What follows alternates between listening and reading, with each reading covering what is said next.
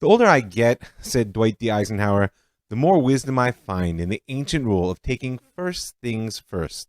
A process, he says, which often reduces the most complex human problems to manageable proportions. Well, I've got a pretty complex story to tell, and I'm going to try to take it piece by piece, because I'm Rav Mike Foyer, and this is The Jewish Story. Episode 27, Six-Day War, Part 1, Causes Near and Far. So we've got a really big story to tell. We're on our way to the Six-Day War, and I gotta admit, I've had an awful hard time getting started. This is the war which drew the map of the Middle East as we know it today. It birthed a new messianism, which is still shaking the foundations of Judaism, and it set the stage for a good chunk of the development of U.S. Jewry up to our time. So this is going to take a while. And like I said, I've been quite troubled by where exactly to begin. And of course, as soon as I said that, many of you probably said, but you already have, which is, of course, the problem. Is it ever really an honest act to point to the origin and causes of something so complex as the Six-Day War?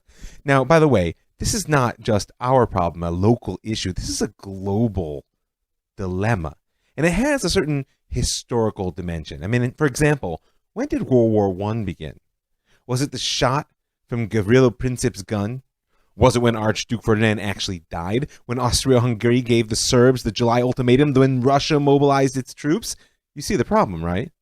Because we could extend the chain of questions of causality backwards in time as well, and start picking apart the web of international treaties that created a situation so unstable that one death brought on tens of millions more. And historians like to talk about proximal and distal causes, or sometimes triggers and causes. Now, we all agree that Princip triggered the war, I guess literally in this case, but how far back can we trace the causes? And if I say that the 1815 Vienna Conference, which created the idea of a balance of power in Europe, was a cause of World War I, then haven't we actually reached the point of the absurd? I mean, everything leads to everything else. Basically, any major world event is too complex to grasp in toto. And that means we can often learn more about the historian from their assertions of causality and beginnings than about the history itself. Which, by the way, is true in personal work as well from my experience. One of the first questions I always have a client write about is, where does your story begin?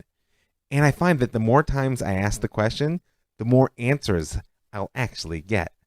Which rolls us over into what I'll call the cultural dimension of this problem of beginnings. Assertions of causality and beginnings are never values neutral.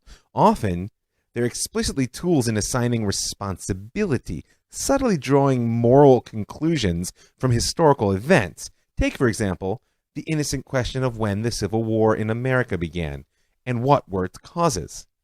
Now, it goes without saying that if you asked that question in Boston, and you asked it in Savannah, you would get radically different answers. You might even learn that it was actually the war of northern aggression, or at very least, the war between the states, and not a civil war. When we claim knowledge of when a conflict started and assert its primary causes, often we're engaging in narrative warfare. We're attempting to kick the legs out from under somebody else's version of the past. And remember, you should always be careful knocking down narratives. You never really know what they're holding up. And last, but certainly not least, in addition to the historical problem and this sort of cultural narrative dilemma, when you identify how conflict began, you're often, intentionally or not, defining when you think it ended as well. And for the Six-Day War in particular, this problem will be quite acute. Seeing as, practically speaking, I could say it's still not over. Did it begin with the birth of Israel in 48? Well, then we know how that ends. Was it the formation of the PLO in 64 that brought it on? How about Nasser's occupation of the Sinai in 67? These questions of how the Six-Day War began, when it ends, and therefore what it was all about, are going to prove to be particularly important for the next phase of the Jewish story, and I'm still quite not so sure how to tell it. So any thoughts you have on what you'd like to hear in Season 4, now's a good time to send me an email, ravmikefoyer@gmail.com, or hit me up on Facebook. That's Rav Mike Foyer at Facebook, and just tell me what you'd like to hear. But for now, just remember, our story began way back at the beginning of season 1 with Daniel and the dream of the future he was privileged to see. You can go back to that first episode and do some review, but for now, just recall that since the destruction of the first temple, the Jewish story has been about kingship in the hands of the nations, not in the hands of Am Yisrael. At least on the national level, with those classic tools of kingship as we know them: state, culture, army. And one of the questions posed by the massive victory of the Six-Day War will be, where are we in that vision of the future that Daniel was privileged to see? Do these events hold out hope that a kingdom of flesh and blood will once again represent the kingdom of God on earth? Or are they just another round of power play, another battle between kings and their armies? In other words, was the Six-Day War just another in a long chain of socio-political conflict? Or did it offer a new beginning, a new creation even, as the very name Six-Day War implies? So like I said, I've got my work cut out for me if I'm going to tell a full, honest, and meaningful story. And I think I could do worse than starting with one of the key characters who's been actually part of our tale for quite some time, but in an unseen role. 1967 was a transition point in Israeli and Jewish history in countless ways, and one of the actually most significant of them was the rise of a generation of native-born leadership within the state of Israel. And among that generation, there is perhaps no one better known in our day than Yitzhak Rabin. Rabin was a Yerushalmi. He was born in the Holy City on March 1st, 1922, to Nehemiah Rabin and Rosa Cohen. And he was the Israeli equivalent of a red diaper baby. Both his parents were active founding members in the Achdut HaAvodah party that Ben-Gurion founded only 3 years before his birth. Although, in all fairness, to call him a red diaper baby is actually a misnomer, because Achdut HaAvodah was founded by Ben-Gurion in order to split from the more hardline communist elements within the labor movement. What I meant when I said that was that Yitzhak absorbed the two central values on which the party was built, Hebrew labor and Hebrew language, from the very youngest age, which made him a sabra in the deepest sense of the word. That's that prickly cactus, which is the name for a native-born Israeli, hard on the outside, but oh so sweet in the middle. Now, significantly, Achdut HaAvodah was also an advocate of greater Israel, and the rejection of territorial compromise would be part of Rabin's worldview, at least until much later in his life. So young Yitzchak's schooling started at Beit Chinuch LeYildei Ovdim, right, the school for workers' children in Tel Aviv, which should come as no surprise, but his actual education really began at the Keduri Agricultural School near Mount Tabor in the Lower Galilee. This legendary school was founded in the early 30s, together with a sister school for Arab students in Tulkarm, by the Iraqi Jewish philanthropist Elis Keduri, with the mission of developing the land and all of its people. It was a noble vision, but one which soon fell prey to the conflict which was even then brewing in the Middle East and the whole world. Now, if you've been listening since the second season, you may recall the Arab Revolt of 1936 to 1939. You can go back to Season 2, Episode 33 for the full story. But for now, know that Yitzhak Rabin's first taste of war, and not just war, his first taste of the Jewish-Arab conflict, which would dominate his life, came when the Keduri school was attacked by Arabs from a neighboring village. It was Yigal Alon, fellow Keduri graduate, who swooped in like a knight in shining armor to organize the boys in a self-defense unit. And seeing as Alon was also an Achdut Avodah activist and a commander in the Haganah, not to mention a dashing figure that all the boys looked up to, he did some recruiting as well. The Arab Revolt ended in 1939, but Yitzhak Rabin's association with Alon and the Haganah had only just begun. In 1941, he was among the first to join the Palmach, the newly formed striking arm of the Haganah, and during their first 2-year initial cooperation with British rule, Rabin actually fought in Lebanon. It was the same conflict in which Moshe Dayan lost his eye. From here on out, his military career was only onwards and upwards. Rabin was deputy commander of the Palmach's 1st Battalion. He led numerous operations in the pre-state phase. In October 1947, during the War of the Roads, that awful first phase of the War of Independence, He was appointed operations officer of the Palmach and became responsible for the convoys supplying Jerusalem during the siege. Once the state was declared, the Israel Defense Force, the IDF, absorbed the pre-state militias into its infrastructure. And though the Haganah became its backbone, many of the Palmachnikim were sidelined by Ben-Gurion. He had suspicions over their loyalty to one another as opposed to the state. Many of them actually quit the military altogether in protest, despite the fact that the war was just over. But Yitzhak Rabin was a man who consistently chose service to the state over loyalty to any individual. And so he went on to many command positions during the war, including Operation Danny, when he oversaw the expulsion of the Arab population from Ramla Lod. You can go back to Season 2, Episode 40 for that story. And perhaps it was this proven loyalty that caused Ben-Gurion to send Rabin and his men to the beach of Tel Aviv on a hot day in June to intercept the Altalena. If you don't know the tragic story of this Irgun arms ship sunk by the IDF in the midst of the War of Independence, it's there in Season 2, Episode 40 as well. I'm not telling it all. All you need to know for our now is that under orders from Ben-Gurion, it was Yitzhak Rabin who gave the command to fire upon his fellow Jews, killing more than a dozen.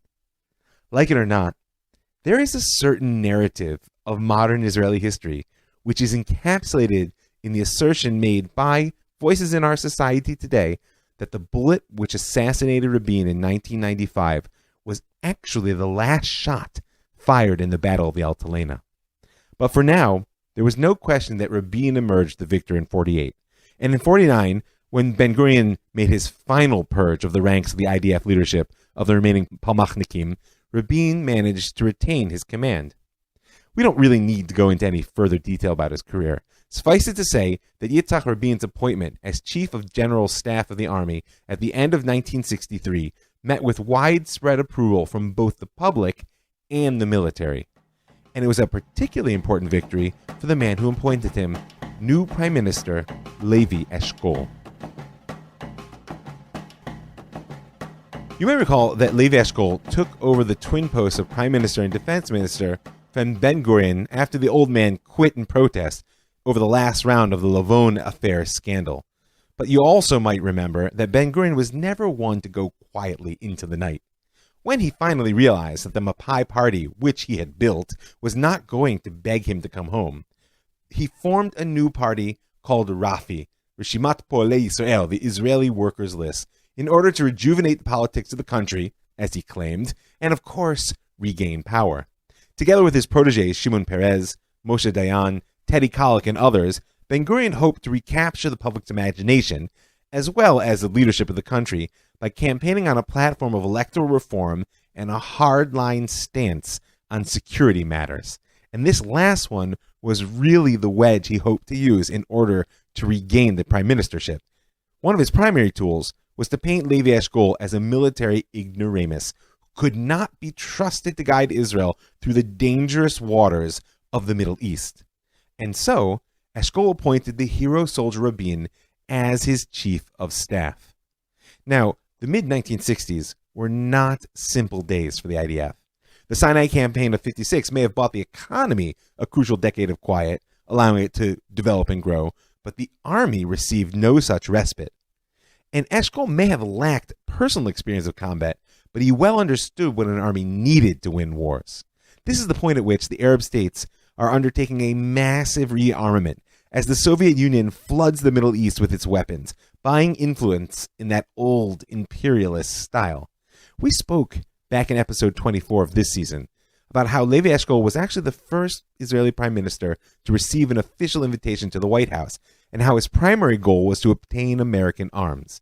Now, the French are still officially Israel's largest arms supplier at this point in our story, but Eshkol could read the writing on the wall. He saw that France was beginning to shift its foreign policy away from Israel and toward a more, let's call it, post-colonial stance on the Middle East, and he understood what that would mean for their support in any coming conflict. And so when he went to the White House, Eshkol was particularly interested in acquiring patent tanks and American Skyhawk fighters, something he actually ultimately succeeded in doing. Now, one might rightly say that the arms race which began back in 1955 with Egypt's first major purchase of Soviet arms, and which is now picking up rapidly in the mid-60s, is a major factor, if not a downright cause, in the conflict to come. I mean, after all, what's the point of having all those guns if you're not going to use them? From his first days in office, Eshkol set himself to rearm, upgrade intelligence, and restructure the army's command infrastructure. And it was done in partnership with Yitzhak Rabin, whose 3-year tenure was so successful that late in 1966, the prime minister extended it for an additional year, which fatefully placed him at the head of the army in the coming war. But we're not there yet. Because for now, when Lieutenant General Rabin became Chief of Staff on January 1st, 1964, the Arab armies surrounding Israel were rapidly rearming, like I said, and his mentor, Prime Minister Eshkol, was moving heaven and earth to match them. But the arms race wasn't the only problem muddying the waters of the Middle East at this point. There was also the ongoing border conflict. The so-called West Bank of the Jordan River, conquered and annexed by Transjordan, which then, of course, changed its name to Jordan, in the War of 48, is still a constant source of infiltration. And we'll speak a little bit more about that in a few minutes. But in 1964, it seemed clear that Nasser, at least, had learned his lesson from the 56 Suez War. The border with Gaza was quiet, and it seemed, at least on the Egyptian front, that the Palestine issue was in deep freeze. So much so, in fact, that the other Arab states will goad him continually toward action, and we'll see how that results when the time comes. But no such thing could be said about Syria. Israel's northern border has now replaced the Egyptian one as its most volatile. And at least until Nasser rolled his tanks into the Sinai in the spring of 67, U.S. analysts were certain that the next war would actually begin there. Maybe they just knew the ancient truth that Jeremiah teaches in the first chapter, Mitzafon tifatah hara. Or maybe they were just watching the news closely. We've mentioned a few times in the last couple of episodes how Syria was attempting to divert the headwaters of the Jordan River.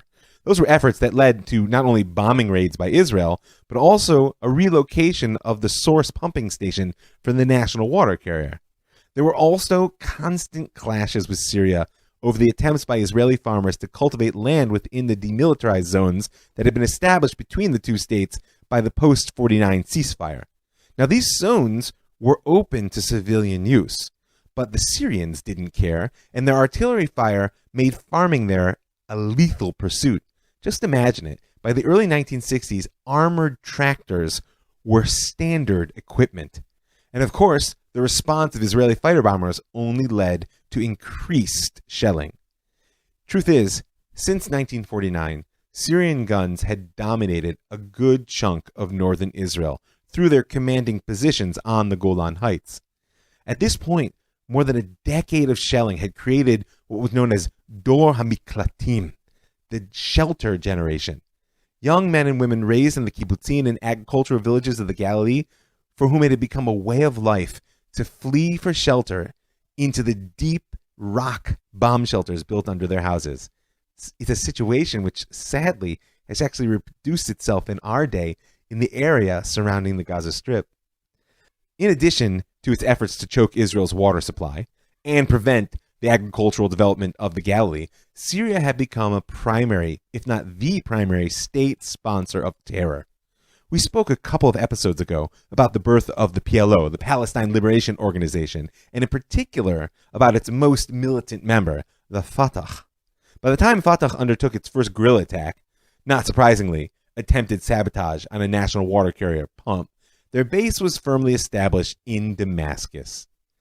And when it came to thwarting Syria's attempts to diverting Israel's water sources, or even stopping their artillery, the chief of staff consistently rejected any reprisal which might require entering Syrian territory. Instead, as I mentioned, Air Force interventions were increased, along with Israel's own tanks and artillery. But when it came to terror, Rabin believed that a state was accountable for all hostile operations launched from its own territory. He therefore held Syria responsible for terrorist operations originating from anywhere in the north. Nevertheless, he was still reluctant to authorize Israeli reprisals against guerrillas who were embedded in a civilian population. But, in war, logic rarely derives all decisions. And so in November 1966, another piece of our puzzle leading up to the Six-Day War fell in place when Rabin and Prime Minister Eshkol deviated from that policy. On November 11th, 1966, 3 Israeli paratroopers were killed by a landmine placed not far from the southern town of Arad. It was a tragic event, but hardly a surprising one. Because while it's true that cross-border raids into Israeli territory had dropped significantly since the Sinai War, nevertheless, the threat of terror remained quite real. And truth is, in the latter half of the 1960s, it was growing. In fact, with that strong backing from the new Ba'athist regime in Syria, Palestinian terror groups were launching regular raids into Israel, mostly from Lebanon and Jordan. The situation was fast coming to resemble the Fedayeen raids that had been a major impetus for Israel's invasion of the Sinai in 1956, and so it should come as no surprise that Prime Minister Levi Eshkol and the IDF General Staff felt that this latest provocation required a robust response.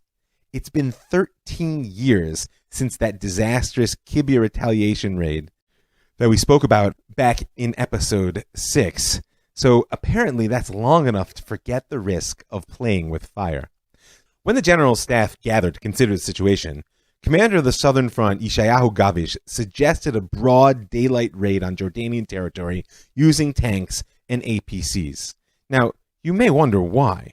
After all, the terrorists were Palestinians, and their backers were in Syria. Not only that, King Hussein of Jordan was the most conciliatory toward Israel of all the Arab leaders. Since 1965, it seemed he'd been working quite hard to stop the PLO from using his territory as a base for terror, basically because he knew full well that he had the most to lose out of any conflict which might result. So the answer to that question is really that Israel was already dancing around war with Syria. It was no longer a matter of shelling and bombing. When a much larger round of conflict erupted after the final Israeli destruction of the Syrian earthworks attempting to block the headwaters of the Jordan happened in July of 1966, it pushed the Baathists in Syria to put aside their differences with Nasser and to make a mutual defense pact. The final agreement, which tied their military ships, so to speak, together, was signed only a week before the murder of the paratroopers. The Israeli leadership now felt increasingly trapped. They knew that a decisive show of force was necessary to maintain any deterrent power. Furthermore, Eshkol himself was suffering in the polls and had Ben-Gurion nipping at his heels, claiming that he was too weak to respond. But they feared to make any response too decisive. Now that Syria and Nasser were tied together, they might actually trigger the war they were trying to avoid. Just picture them dancing around a powder keg with a candle in their hands. One misstep and boom. And so it was Jordan and not Syria which received the blow. Now, Chief of Staff Rabin, had been arguing for more than a year that despite King Hussein's claim to be making his best efforts, in reality, the Jordanians could stop 95% of the Fatah raids, which were then taking place from their territory. Looking at all his intelligence assets, the Chief of Staff had come to the conclusion that thwarting cross-border raids before they occurred from the Israeli side was all but impossible. The time had come for Israel to force the king to eliminate Fatah himself. And this was a strategy with some risk. The Hashemite kingdom, after all, is the most colonial of Middle Eastern states, and the natives are getting increasingly restless. The occasional bloodshed and mayhem on the Israeli side of the border served an important purpose. It kept their focus away from the royal family which ruled over them. Now recall, or if you don't know, then know, that the Hashemite family that rules in Jordan to this day originated in Arabia. It was the Sharif of Mecca and his sons who first found international fame assisting Lawrence of Arabia in the British efforts against the Ottomans in World War I. Go watch the movie. It's really worthwhile, Lawrence of Arabia. Now, they were subsequently ousted from the Arabian Peninsula by the House of Saud. That's why it's the Saudi Arabia and not, Hashemite Arabia. But in recognition of their service, the British, in good colonial fashion, carved out several new states for them, including Transjordan, which was cut from the Palestine Mandate in 1921, as well as Syria and Iraq. But by the time we reach our point in the story, in the 1960s, King Hussein of Jordan is last king standing, because so-called progressive Ba'athist regimes are now ruling in both Iraq and Syria. And Hussein is far from secure on his throne. More than half his population even then were Palestinian, and they hate him as a foreign ruler only slightly less than they despise the Zionist entity across the border, which they claim stole their homes. As a young boy, Hussein actually witnessed the assassination of his grandfather at the hands of a Palestinian nationalist on the Temple Mount, and so he knew full well that his rule depended almost entirely on the power of his military and the pacification of the Palestinians under his rule. Yitzhak Rabin knew this as well. Nevertheless, only weeks before the paratrooper's death, in a speech at the IDF's Higher Military College, Rabin declared that Israel should no longer fear the fall of the Hashemite Kingdom of Jordan, that there was no danger whatsoever of whatever rose in its place becoming a militant satellite of Nasserite Egypt, as they deemed Syria to be. Instead, Rabin stated, "We have to make Hussein choose. Either he puts an end to Fatah activity or he loses his throne." And 2 days after the terror attack, he was presented with that choice. Operation Shredder was meant to be a surgical strike, a quick and brutal retaliatory raid along the lines which Moshe Dayan had perfected back in the 50s, except that things went wrong almost immediately. First of all, the scale of the operation seemed all out of proportion. 400 Israeli soldiers, accompanied by tanks and APCs, crossed the border into Jordan en route to the terror-sympathizing village of Samu. It was actually the largest Israeli military operation since the Suez War, which in itself risked unexpected escalation. Now add to this the initial dubious choice of Jordan as opposed to Syria as the original target, and then finally a dose of bad luck. The troops reached Samu without incident, and were in the process of evacuating the villagers before destroying their homes, when a unit of 100 Jordanian legionnaires on patrol stumbled across their perimeter. The firefight which erupted transformed a surgical raid into a pitched battle, and when both sides called in for air support, one Jordanian Hawker Hunter jet was downed, and the situation threatened to spiral into all-out war. The Israelis eventually managed to slug their way back across the border, leaving behind 15 dead Jordanian soldiers and 3 civilians. The village of Samu was essentially gone. Over 100 homes had been reduced to rubble during the fighting, and 96 of the villagers wounded. And they themselves hardly fared any better. 11 IDF soldiers were dead, including the commander of the raid. The initial fallout from the operation was as swift as it was predictable. Confusion within the cabinet and the IDF general staff on who exactly had authorized a raid of that scale, UN condemnation, Arab threats of unified retaliation. But what Israel didn't see right away was the impact which Operation Shredder had on King Hussein of Jordan, and in particular on his political perspective. Like I said, Hussein is in a delicate position, and perhaps that's why he had always maintained discreet lines of communication with the Israeli leadership, at least since the earliest days of his reign, despite the obvious risks, both domestic and international. This is certainly why he saw the Samu raid as an act of outright betrayal. As he complained to the U.S. ambassador to Amman, Finley Burns, "For the past 3 years, I've been meeting secretly with Golda Meir, Av Ibn, and others. I told them, amongst other things, I could not absorb or tolerate a serious retaliatory raid. They accepted the logic of this and promised there would never be one. As far as I'm concerned, this attack was a complete betrayal by them of everything I have tried to do for the past 3 years in the interest of peace, stability, and moderation." And then he added a crucial suspicion. "I never fully trusted their intentions toward me or toward Jordan," he said. "In assessing Israeli intentions, I ask you to put my experience with them into your equations." Hussein perceived his position as delicate vis-a-vis Israel, largely because he'd been watching them in their record expansion for over a decade. Truth is, the king's greatest fear, aside from a coup from within, had become an Israeli takeover of the rich agricultural land of the West Bank, which he thought they needed in order to have room to grow. The ambassador duly communicated the king's concern to the U.S. State Department, and he was in turn instructed to assure the king that the U.S. government had expressed its full displeasure to the Israelis over the Samu raid, and to reiterate American commitment to the territorial integrity of all states in the region. But Hussein didn't get even the slightest hint of what he really wanted, which was an expression of U.S. willingness to intervene militarily on the behalf of Jordan in case Israel did invade. Remember, the U.S. Army is deeply deployed in Vietnam in 1966. If they're going to stretch themselves in order to intervene anywhere else, it's not going to be the Middle East. Frankly, the State Department was inclined to view Hussein's concern as purely psychological, meaning he's just scared. The CIA, on the other hand, saw things in a very different light. Their assessment was that Hussein's weakness in the face of Israeli retaliation was highly likely to end in an army coup.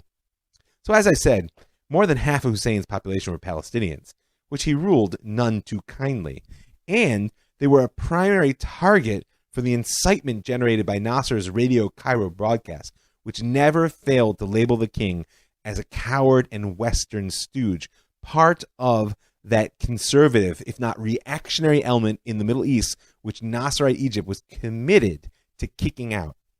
In desperation, Hussein sent his top aide, General Amir Kamash, to plead with Secretary of State Dean Rusk for an immediate airlift of American arms which could shore up his control over the military. Kamash unknowingly confirmed the CIA's assessment when he warned that while the king was still strong, without U.S. support, November 13th, which was the day of the Samu raid, was likely to become Jordan's new national day, meaning the government was in jeopardy. Kamash also tried to play the Cold War card, ever popular in the 60s. He told Rusk that Israel had attacked Jordan rather than Syria, which Israel really held responsible for terrorism because they were backed by the USSR. Hint, hint, hint. But the Americans balked at anything more than a symbolic arms sale. And that's when Hussein threw his final card. If the Americans could not arm him immediately, he would do something he'd resisted for 10 years, something which Nasser and the Baathists had been demanding for that entire time. He would transform the West Bank into a military protectorate and allow Saudi and Iraqi troops to defend it. It seemed a bitter pill to give up on the dream of a Jordanian Jerusalem, but absent full U.S. support, and considering his fear of Israeli conquest, it suddenly appeared to be a viable solution for Hussein. Militarizing the West Bank would satisfy the violent desires of those Palestinian militants and the radical Arab regimes that threatened to topple him, while simultaneously uncoupling the security of the West Bank from that of his own kingdom. But it would also push things much more rapidly toward war. You would suddenly have an aggressive army on the West Bank and not the more compliant Jordanians. And just like that, Hussein tipped the balance of power in the Middle East. The Americans, who tended to see the whole region, truth is, the whole world, through the East-West conflict lens of the Cold War, woke up too late to the local reality of Middle East politics. In the long run, they'll come to see Jordan as the keystone to preventing conflict between Israel and the radical Arab regimes. It's still, by the way, foundational to their and Israel's worldview today. But right now in our story, the Samu raid convinced Hussein that war was inevitable, that Israel was not to be trusted, and that in order for his throne to survive, he was safer on the radical side of the Arab divide. So we've got a new key personality in Yitzhak Rabin. We've seen a bit of the chain of events which begins with Operation Shredder and the destruction of Samu. What we need now, before we can bring this opening episode to a close, is a little bit more context. Because the path of events leading up to the Six-Day War may have begun in the heat of border clashes, but much of its groundwork was laid by the Cold War.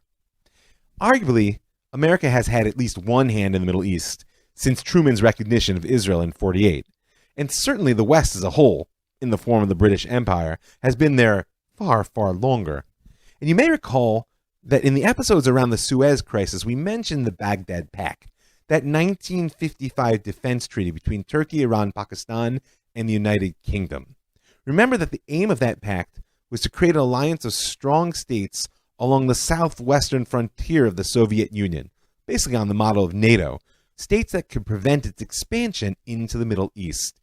A key provision was U.S. and British access to military bases through the region, meaning it wasn't just about containment, it was about immediate threat. Containment was the general Western policy toward the Soviet Empire, and thus, Moscow's first real foothold in the Middle East actually came, we mentioned it, on May 17, 1955, when Nasser formally recognized the People's Republic of China, meaning Communist China, as the quote-unquote legitimate government of the Chinese people. Now, that may not sound so impressive to you, but the struggle on the international political stage between the Soviets and the Americans over who would recognize the nationalists or the communists as the legitimate government of the Chinese people was actually a significant Cold War battleground at the time. But remember, all victories come at a price. And what Nasser charged became apparent in September of the same year when he announced the Czech-Egypt arms deal. At the low cost of just $83 million in arms, the Soviet Union outflanked the Baghdad Pact. The deal marked the failure of containment in the Middle East. The Russians were now there to stay. Aside from the arms race, Middle Eastern oil was, of course, also a crucial context in the coming conflict. Remember, the Middle East right now produces about a quarter of world oil supply, although who knows what's happening in world oil supply, but in general, before the current crisis. And it holds between 2/3 and 3/4 of all known reserves. And for that reason alone, both West and East have always defined the region as vitally important.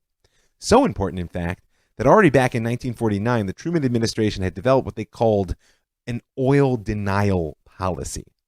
That meant their concern over what would happen to the balance of power in the world if the Soviets controlled the oil of the Middle East was so severe that a plan was developed in coordination with the British as well as oil companies and without the knowledge of Arab governments in the region to move explosives to the Middle East where they would be stored in case of a Soviet invasion, but not in order to stop the Soviets, but rather as a last resort. The oil installations and refineries were to be blown up, the oil fields plugged to make it impossible for the Soviet Union to even use the oil resources. So great was America's fear that the administration actually explored deploying what they called radiological weapons to do the job. It was an option ultimately rejected by the CIA, whose explanation, by the way, is downright chilling, so it's worth reading it to you. They say denial of the wells by radiological means can be accomplished to prevent an enemy from utilizing the oil fields, but it could not prevent him from forcing, quote-unquote, expendable Arabs to enter contaminated areas to open wellheads and deplete the reservoirs. Therefore, aside from other effects on the Arab population, it is not considered that radiological means are practicable as a conservation measure. Makes your blood run cold, huh? Unless you think oil fears were a passing phase of the late 40s. As fears of regional instability grew in the wake of the Suez Crisis, the Eisenhower administration actually moved the explosives into place, and evidence suggests that the denial plan remained in place at least through the early 60s. But last but certainly not least, we've got to speak about nuclear weapons, which of course, in terms of explosive potential, far outpace oil. As early as 1964, the U.S. ambassador to Egypt had warned President Johnson that the only trigger for Egyptian-Israeli war would be, quote, an Egyptian conviction that Israel had started the production of nuclear weapons. If Nasser had proof of this, he might well attempt a preemptive strike. Truth is, Ambassador John S. Badou was just repeating Nasser's own warning from 4 years early, prompted by a report in the New York Times about the real nature of the Dimona facility. Quote, Israel's development of nuclear weapons would prompt the Arab states to launch a preemptive war. You can go back to episode 19 of this season for some of the complexity which surrounded Israel's nuclear program and its relationship with the United States and the region, but for now just know that there were two wildcard factors in the mind of the Israelis which governed the future of any war. That was an Egyptian strike on Dimona and Soviet intervention. An intervention, of course, that itself could be nuclear. Don't forget, it was the nuclear ultimatum, which was an ultimate significant factor in getting Israel, France, and Britain to cut the Sinai campaign short. But little did Israel know that the Soviets themselves had been watching very closely the progress of what was happening in Dimona, and that the Israeli nuclear program was of deep concern.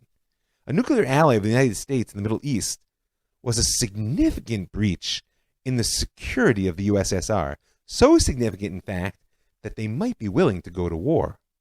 Or, better, at least encourage their Arab clients to do so. But that is a part of the story that we'll have to explore in a coming episode. I want to say a few thank yous before I sign off. I want to thank all the folks that give their hard-earned money to help make this show happen, to keep it free, widely available. I want to invite you to join them. You can do that in two ways. If you want to dedicate an episode, you can contact me, ravmikefoyer@gmail.com, or you can find me on Facebook at ravmikefoyer at Facebook.